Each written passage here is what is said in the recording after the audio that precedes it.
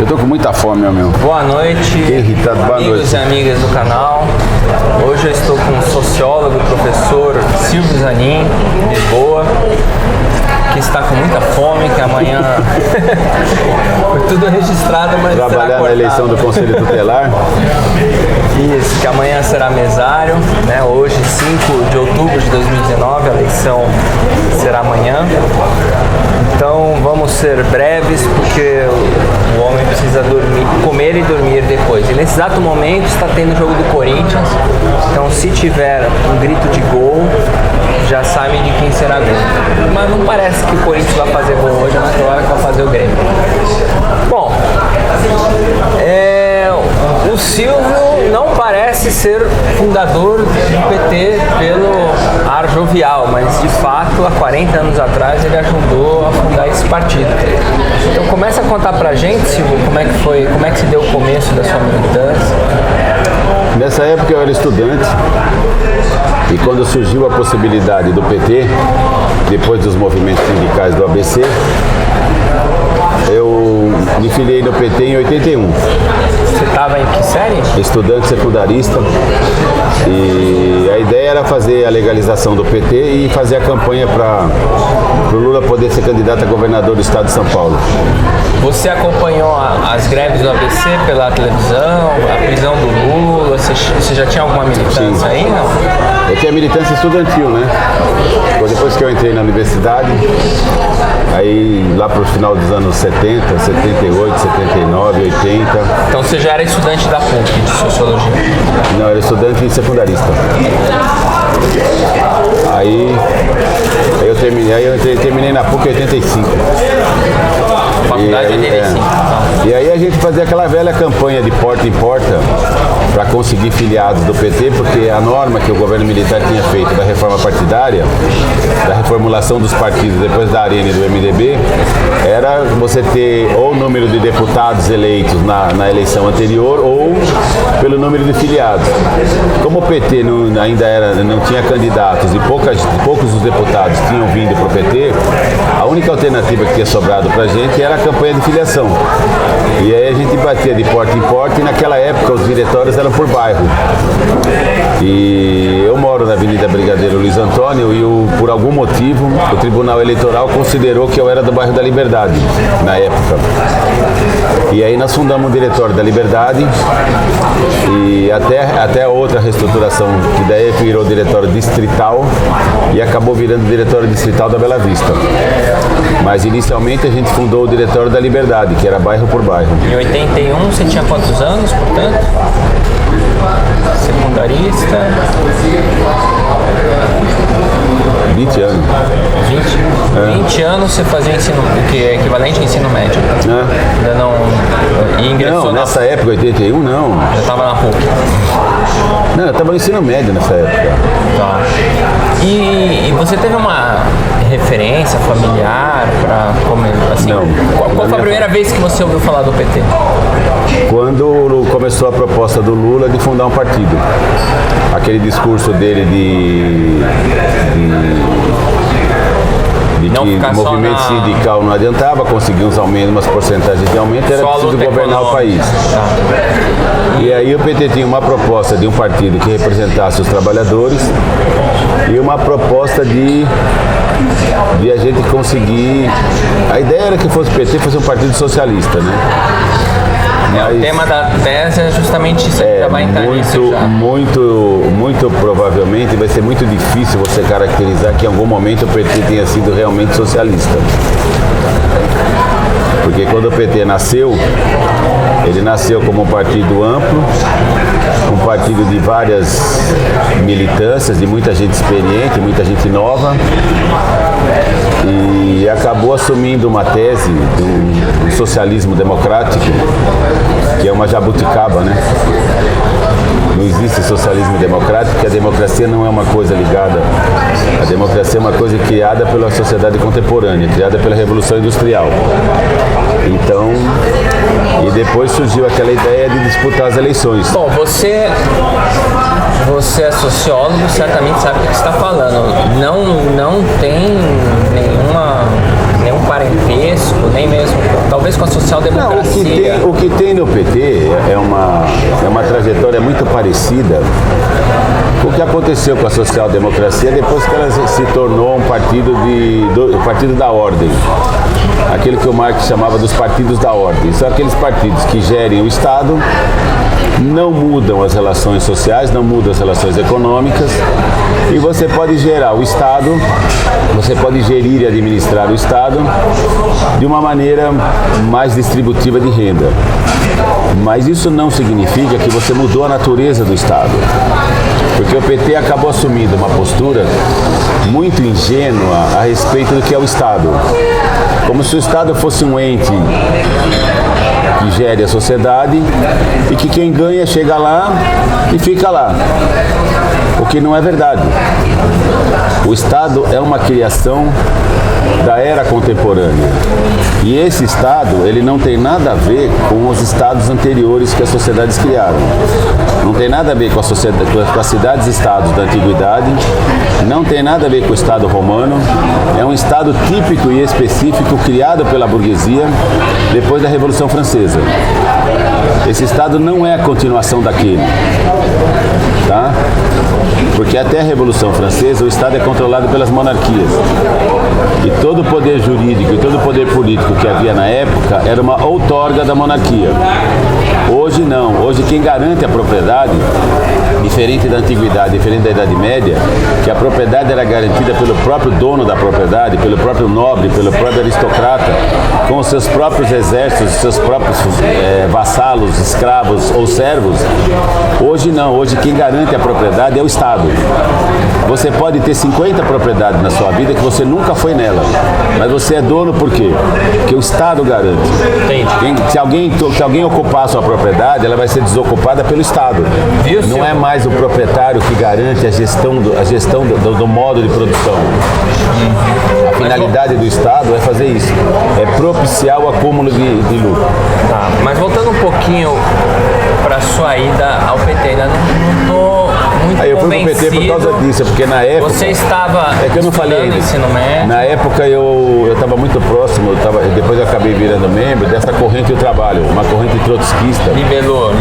Chamava Liberdade e Luta no movimento estudantil, e era ligada a uma corrente chamada Quarta Internacional, que nunca chegou a acontecer de fato. Era só era uma intenção que nunca se concretizou. Você estudou em colégio ou não? Eu estudava na Escola Técnica Federal à noite e no Colégio Oswaldo Cruz de manhã. E tinha um núcleo do Libelô? Não, eu entrei porque eu fui procurar saber. Tá. E aí você encontrou sua cola lá? Você militou com quem? E aí eu encontrei uma parte desses antigos militantes que estão aí até hoje, que todas as organizações se tornaram iguais, as direções são as mesmas há décadas, não muda nada, nenhuma delas. E aí o que acabou acontecendo é que, a partir dessa militância, quando houve a fundação do PT, o Buchiquem, que acabou sendo ministro das comunicações do PT, bancário, presidente do sindicato, que também era da organização, ele saiu para ir para o PT. E aí muita gente acabou acompanhando aquele movimento. Você já era bancário, não é? Não. E aí o que acabou acontecendo? As pessoas foram para o PT, né? Para tentar legalizar, construir o PT e fazer a campanha da tentativa do Lula virar governador. O Chiquem, o pessoal que era da Libelô ainda tinha uma visão que o PT era à frente ou já era um... Não, a ideia é que o PT poderia ser um partido estratégico. Naquela época se achava que o PT era um partido estratégico e que o PT seria um partido que poderia levar a uma situação de mudança da sociedade brasileira. Mas acabou não se concretizando. Você estava na Fundação Lucion? Não. Os primeiros congressos que eu participei foi lá para 85, 86, quando ainda estava sendo construída a tese do PT. O PT estava discutindo o que seria um partido socialista, né? Recusava as esquerdas tradicionais, né? Recusava a Revolução Cubana, recusava a Revolução Russa, a Revolução Chinesa e achava que tinha que criar um modo brasileiro disso. Você mas acha que essa tese falhou? Mas aí lá no meio... Não só falhou, ela foi abandonada. A tese da revolução foi totalmente abandonada. Aí, baseado no conceito teórico de um ex-militante comunista, o Carlos Nelson Coutinho, o PT adere à tese de que a democracia capitalista, a democracia burguesa era um valor estratégico, não um valor tático, não era uma situação conjuntural. E defender a democracia seria... fim, né? Defender a democracia seria um princípio fundamental, porque a democracia permitiria a liberdade partidária, a liberdade sindical, a militância, e o PT acabou aderindo a essa tese, né? E criou o conceito do socialismo democrático até a eleição de 89. Na eleição de 89, quando o Lula fica em segundo lugar, que ele vê realmente a possibilidade de que o PT pudesse chegar ao poder pela democracia burguesa, pela democracia capitalista, e que isso seria possível, aí o PT abandonou de vez mesmo, até chegar a Carta aos Brasileiros. Então a tese socialista do PT nada mais é do que uma tese que substitui a visão revolucionária por políticas públicas. Então toda a organização dos trabalhadores, toda a militância, todo o papel que um partido revolucionário deveria cumprir, da formação dos seus militantes, da organização das assembleias populares, da formação política dos militantes, foi tudo substituído. Política pública para o trabalhador, política pública para sem teto, política pública para a agricultura, política pública para a educação. Ou seja, as políticas públicas substituíram toda a estratégia, toda a política revolucionária que o PT poderia ter tido. Lá nos anos 80, você começou a militar. Você acompanhou, por exemplo, a administração do Gilson Menezes, ou ouviu falar que o PT ganhou a sua primeira prefeitura? A primeira prefeitura em Diadema. E aí um dos debates foi mais tarde foi o modo petista de governar. Isso.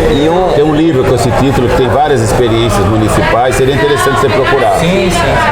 Mas aí, a primeira vez que eu fui em Diadema na minha vida, eu devia ter uns 10 anos. Eu acho que era moleque, eu tinha uma prima que morava lá perto. Diadema era um charco.